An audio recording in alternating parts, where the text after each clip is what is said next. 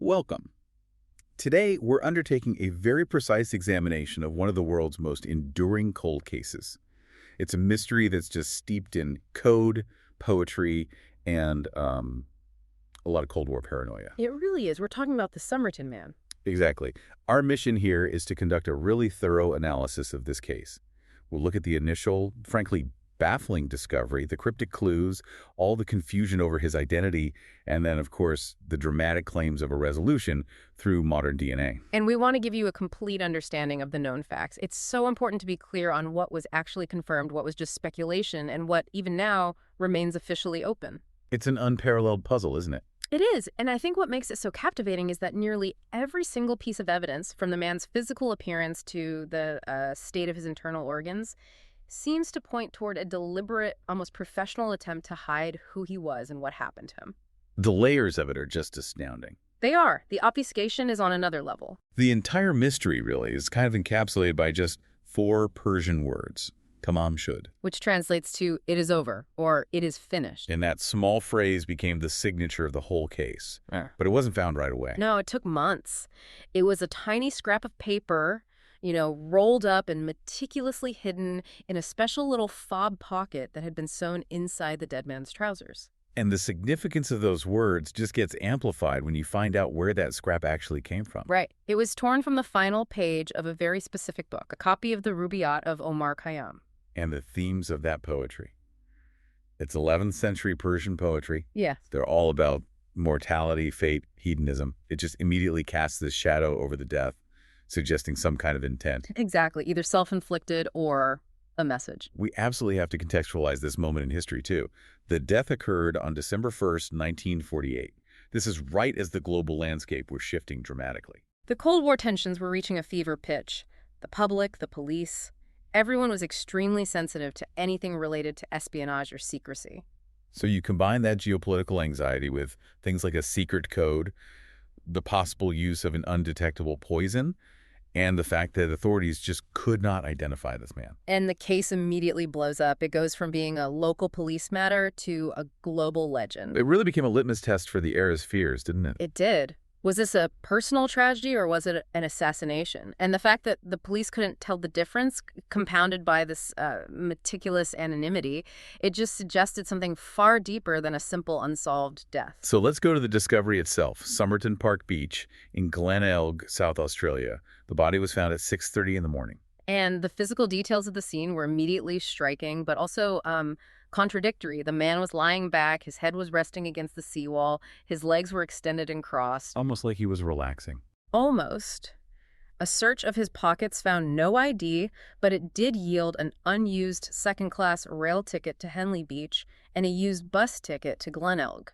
But the most unusual detail, and I think it's often overlooked, was a half-smoked cigarette. Yeah, it was resting right on the collar of his coat. It suggests he hadn't moved since placing it there, or perhaps since he was placed there. And there were crucial witness sightings from the evening before, November 30th.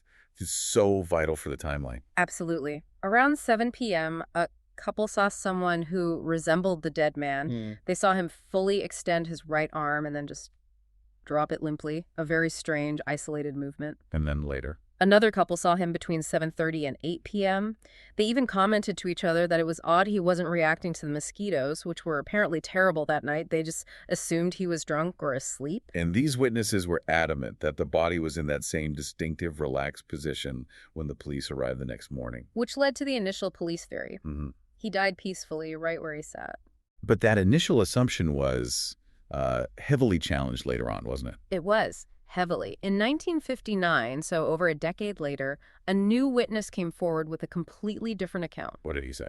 This man reported seeing a well-dressed man carrying another man on his shoulders along the beach the night before the body was found. Wow. Yeah.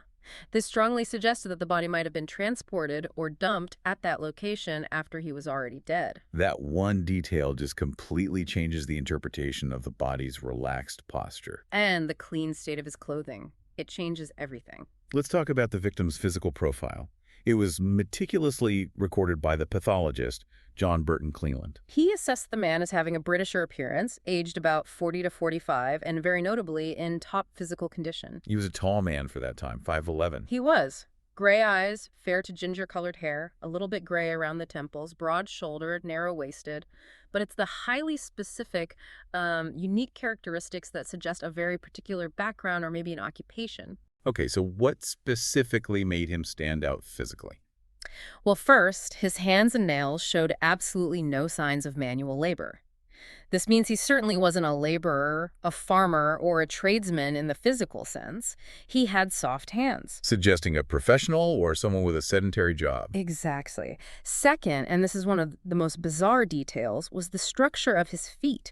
Cleland noted that his big and little toes met in a wedge shape. A wedge shape. Yeah.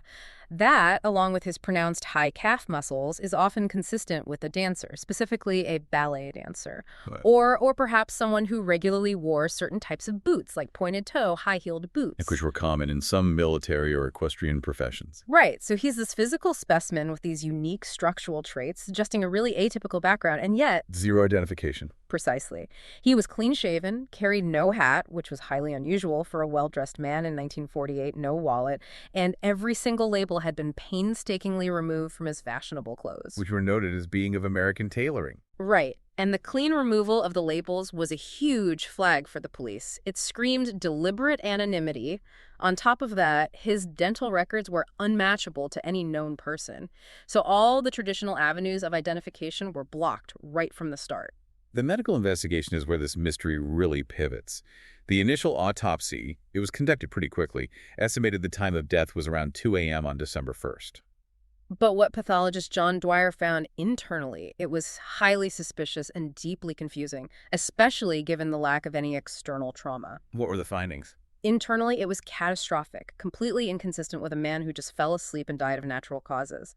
His heart seemed normal, but there was severe congestion in his pharynx, his gullet, his stomach, with ulceration in the upper digestive tract. So, serious internal damage. Very serious. The liver and kidneys were engorged with blood, and his spleen was described as strikingly large, about 3 times its normal size. And when they looked closer, under a microscope, They saw more evidence of acute systemic failure, destruction of the center of the liver lobules. This whole pattern, the severe organ congestion and damage, it just screamed acute poisoning. and they knew his last meal was a pasty. Right. Eaten roughly 3 to 4 hours before he died. So if the symptoms were so clear, why did they struggle so much with the toxicology? Was that typical for 1948? It was, sadly, typical, especially for certain types of compounds. Despite the obvious internal trauma, toxicology tests found nothing. No foreign substances at all. So Dreyer was convinced it wasn't natural. He was. He concluded the poison was likely a barbiturate or maybe a soluble hypnotic, something that could be absorbed very rapidly. The crucial finding, though, was that the pasty itself was ruled out as the source. Meaning the poison had been administered separately. Exactly. This complete failure of detection. It really pushed the coroner's inquest, which resumed in June 1949, into this realm of truly sophisticated murder or suicide. And this is where Professor Cedric Stanton Hicks comes into the picture. He was a renowned expert in physiology and pharmacology. His testimony was the game changer. It really was. Hicks described specific classes of drugs, cardiac glycosides, which are compounds derived from plants, and they're notorious for their extreme toxicity in tiny oral doses. And these drugs would cause the exact symptoms they saw. Precisely. They attack the heart and the circulatory system, causing rapid systemic failure and severe organ congestion. It matched the autopsy findings perfectly. And the key mechanism is that they are virtually impossible to detect, right? Exactly. Hicks explained that these cardiac glycosides, later identified publicly as digitalis and uabane, are notoriously volatile. They break down extremely quickly in the body, especially in a time frame that involved the initial embalming processes they used back then. So even if investigators had known what to look for, the technology of the time just wouldn't have found it. They would have struggled immensely, yes. And these weren't some obscure lab chemicals either. No, which is why the coroner, Thomas Cleland, insisted on secrecy. Hicks provided the drug names to Cleland on a piece of paper, Exhibit C18, but they were kept secret from the public until the 1980s. Why? Hicks noted these substances were quite easily procurable by the ordinary individual from a chemist without needing to state a reason. Releasing the names would have been a public hazard. It would be like publishing a recipe for undetectable murder. That decision to suppress the names really underscores how seriously they were taking this poison theory. It does. And Cleland also added his own observations, which supported the transport theory. He specifically pointed out that the man's shoes were remarkably clean, which was completely inconsistent with someone who'd been wandering around Glen Elg all day. So you put the medical evidence and the physical evidence together. Cleland's final assessment makes perfect sense. He stated he would be prepared to find the man died from a glucoside poison, non-accidentally administered. He couldn't say if it was self-administered or done by someone else, but he concluded that if the body had been carried to the location, which the clean shoes suggested, then all the difficulties would disappear. The death was almost certainly unnatural, but the mechanism officially unproven. While the inquest was trying to solve that medical puzzle, about 6 weeks after the body was found, a whole new set of physical clues just surfaced in a completely different place. The Adelaide Railway Station cloakroom on January 14th, 1949. Right. Staff located a brown suitcase that had been checked in after 11:00 a.m. on November 30th, the day before the body was discovered. And just like the man's clothing, the label had been meticulously removed. And the contents were a strange mix, weren't they? A very strange, conflicting collection of items. On one hand, you had standard travel gear, a red checked dressing gown, red felt slippers, underpants, pajamas, shaving items. But on the other hand, you had tools that suggested a very specific technical background. That's right. They found an electrician's screwdriver, a table knife that had been cut down into a short, sharp instrument, sharpened scissors, and a zinc protective sheath for those items. And the most telling item. The stenciling brush, the exact kind used by third officers on merchant ships for stenciling cargo. This suggested the man was either a technical tradesman or, maybe more intriguingly, had a maritime connection. We also have the observation of sand in the cuffs of a pair of trousers in the suitcase. Right, which reinforces the idea that he had been on the beach at some point, even if his outer shoes were clean when he died. But the most powerful piece of forensic evidence, the thing that really linked the suitcase to the man, was the thread. The unique thread, yes. A thread card of Barber brand orange waxed thread was found inside the case. The police confirmed this was an unusual type that wasn't available commercially in Australia. And microscopic tests. They confirmed that this very specific thread matched the thread used to repair the lining of the trousers the dead man was wearing. That cemented the connection between the anonymous body and the unclaimed suitcase. Let's discuss the Keene anomaly, because that felt like a deliberate act of misdirection. It's so strange. All the identification tags were removed, yet 3 items, a tie, a laundry bag, and a singlet, had a variation of the name T. Keene, Keene on them, along with 3 different dry cleaning marks. So the police debated this. Was it a genuine mistake, an overlooked tag? Or, as you said, a calculated red herring? If the man was trying so hard to be anonymous, leaving a false identity, even by accident, seems counterproductive, unless the name itself was meant to be a distraction. And the global search for a missing T. Keene turned up nothing. Fruitless. It felt like a deliberately constructed dead end. So based on the suitcase check-in time, police developed a speculative timeline for his arrival. They did. They believed he arrived in Adelaide by overnight train, likely from Melbourne, Sydney, or maybe Port Augusta on the morning of November 30th, 1948. His actions were quite efficient after that. He bought an unused 10.50 a.m. rail ticket to Henley Beach. But he never got on that train. Instead, he checked his suitcase at the railway cloakroom sometime after 11 a.m. And his final known movements before his death took him directly to the scene of the mystery. Yes. He caught a city bus toward Glen Elg. The bus stop he got off at was estimated to be less than a kilometer north of the Mosley Street address that later became so significant. He arrived in the vicinity of Somerton Beach around midday on November 30th and spent the better part of the day there before his body was found.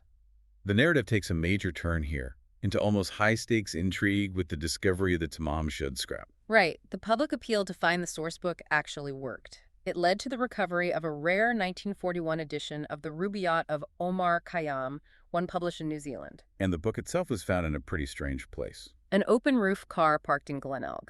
But there is a critical discrepancy in the timeline surrounding this book. One report suggested it was found a week or 2 before the body was found.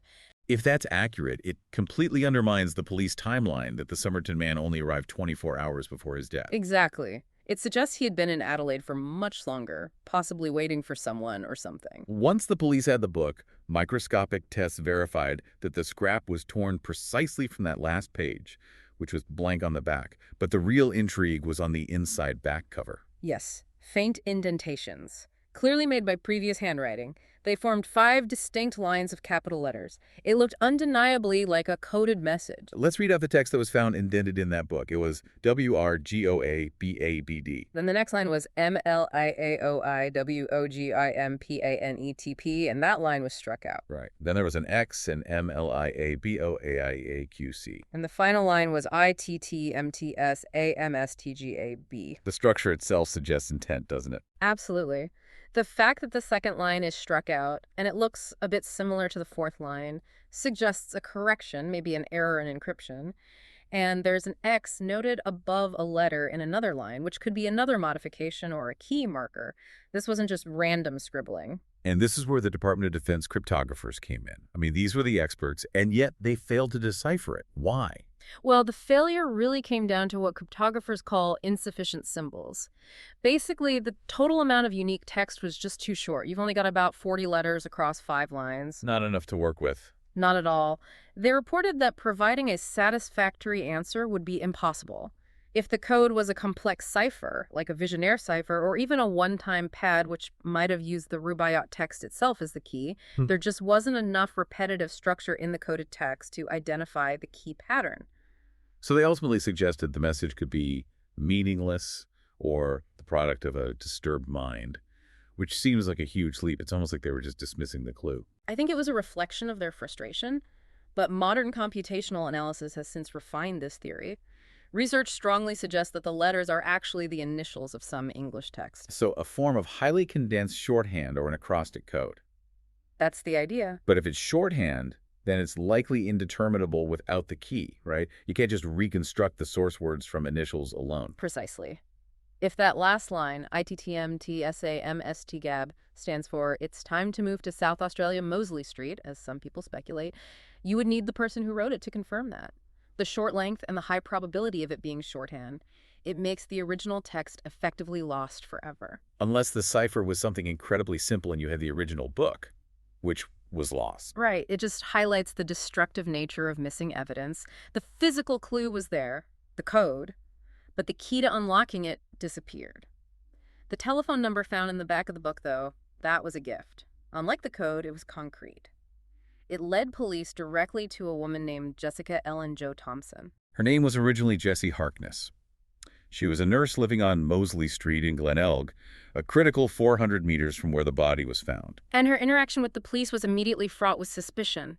She denied knowing the man or why he would be in her suburb, claimed no connection at all. But she did admit that an unidentified man had tried to visit her earlier in late 1948. Yes, and that he'd asked her next-door neighbor about her, so that suggests she was, at a bare minimum, a point of interest for the deceased man. And her reaction when they showed her the plaster cast of the dead man's bust was explosive. It was. Detective Sergeant Lean described her as completely taken aback to the point of giving the appearance that she was about to faint. She immediately looked away and refused to look at it again. That is an extreme, visceral reaction. It's almost proof of recognition. Or at least a very powerful connection.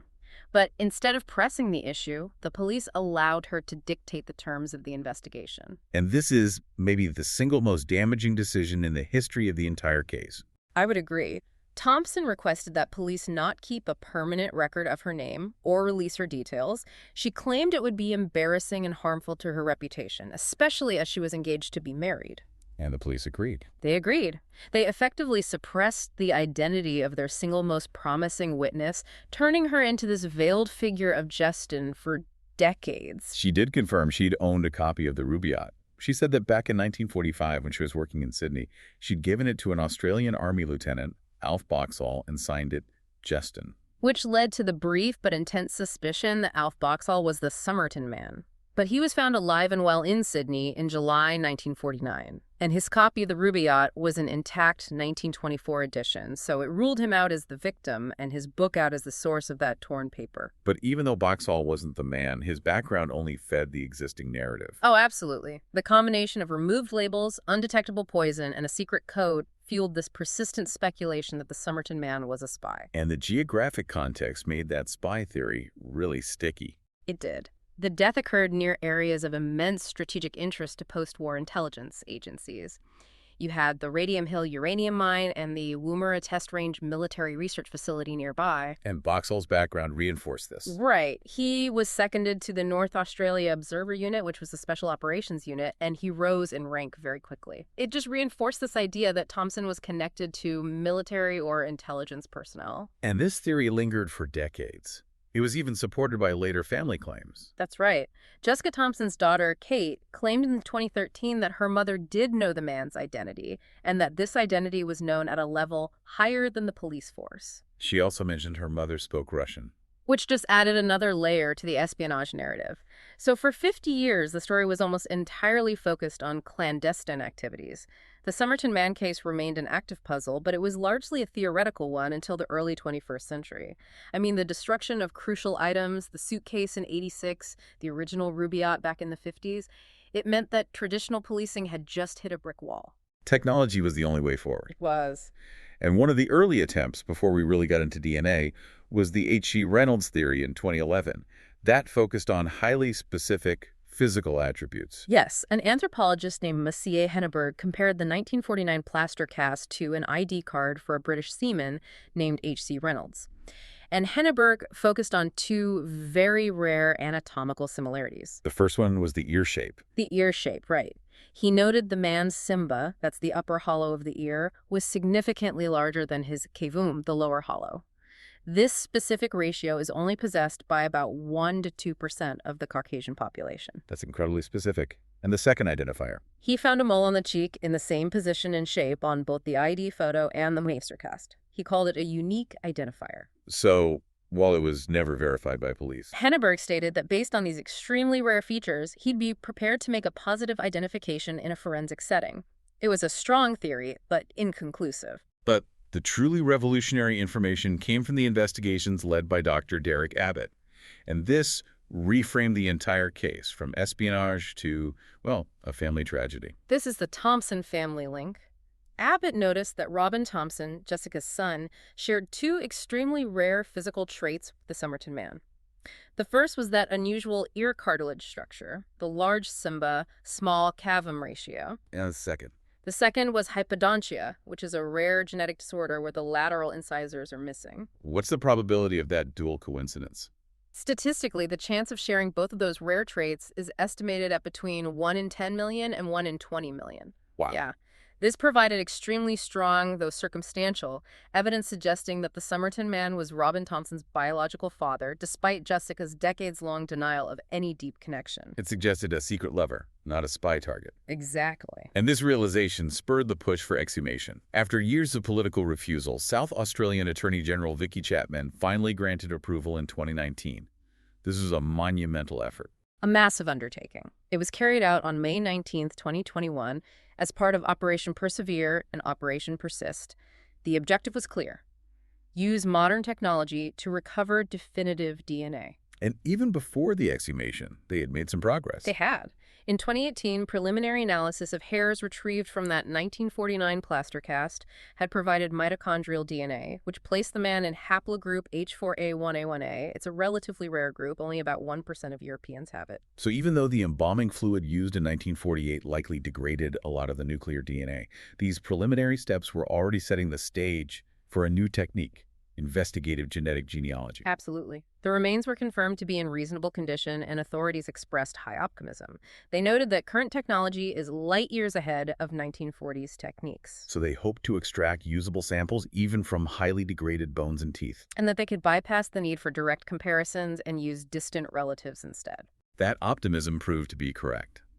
In the summer of 2022, Dr. Derek Abbott, working with the genealogist Colleen Fitzpatrick, announced a positive identification based on that investigative genetic genealogy. The man was named as Carl Charles Webb, an electrical engineer and instrument maker born in Melbourne in 1905. The method they used was groundbreaking for this case. They took the DNA profile derived from the hair strands in the plaster mask and uploaded it to public genealogy databases. How does that work if you don't have a direct descendant to compare it to? Well, the process relies on finding distant relatives, third, fourth, even fifth cousins, whose DNA matches the unknown sample. The genealogists then have to manually build these enormous family trees, moving backward in time to find the common ancestors of those distant matches, and then moving forward again to narrow down the possible names. And for Carl Webb, they found matches on both sides of his family. They did, on both the paternal and maternal sides, which allowed them to confidently build a family tree that pinpointed him. It's a remarkable achievement, moving from a single DNA haplogroup to a name and a whole life story. We do have to note, however, that South Australia police have not yet officially verified this result, though they have expressed cautious optimism. And Webb's biography, once it was uncovered, provides this heartbreakingly human narrative that aligns with so many of the baffling clues. It just removes the need for a complex spy plot. He was the youngest of 6 children. Yes, and later retrained as an electrical instrument maker. And his personal life was filled with significant tragedy right around the time he disappeared. It was. He suffered major losses during the war. His older brother died as a prisoner of war in Burma in 1943. His nephew died serving with the RAAF in the UK, also in 1943. Abbott's research suggests he was dealing with severe mental health issues. Spiraling downward, it seems, after losing 4 close relatives in just 7 years. His marriage to Dorothy Doff Robertson, a pharmacist, was turbulent. Very. Doff described him as solitary, moody, violent, and threatening, especially when he was facing setbacks, even over trivial things. It paints a picture of extreme mental fragility. And critically, Doff provided the link to the poetry. She did. She confirmed he was fond of verse and wrote poems of his own, and she said, most of them on the subject of death, a detail that is highly consistent with the theme of the Rubáiyát and that final phrase, Tamám Shud. This all aligns with his history of distress. We know he attempted suicide with an ether overdose in March 1946. And he subsequently fled his wife in September 1946. And the geographic link to Adelaide, which puzzled the police for so long, it becomes clear now. It does. Doff filed for divorce in 1951, but by that time she was reportedly living in Butte, South Australia, which is accessible from Adelaide. Abbott speculates that Webb traveled to Adelaide with a tragic intention of finding his estranged wife. A desperate final journey. It seems so. The confusing Keen tags also find a logical, grounded explanation in this new context. Absolutely. The clothes marked Keen were likely secondhand items that came from his deceased brother-in-law, John Keen, who had American possessions. Since Webb and Keen lived in close proximity, it's highly probable Webb simply acquired some discarded clothes from his late relative. It explains the American tailoring and the confounding tags perfectly.